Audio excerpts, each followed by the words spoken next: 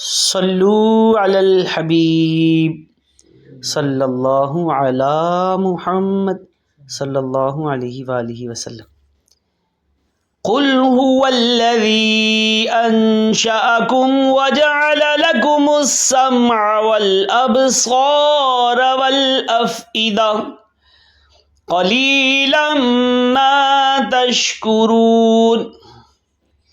پارہ نمبر 29 سورہ ملک کی آیت نمبر 23 کا لفظی ترجمہ سماعت فرمائیے۔ تم کہو، قل تم کہو، ہوا وہی ہے، الذی جس نے، انشأکم پیدا کیا تمہیں، وجعل اور بنائے، لکم السمع تمہارے لیے کان، والابصار اور آنکھیں، والافئدہ اور دل، قلیلا ما بہت کم، تشکرون تم شکر ادا کرتے ہو۔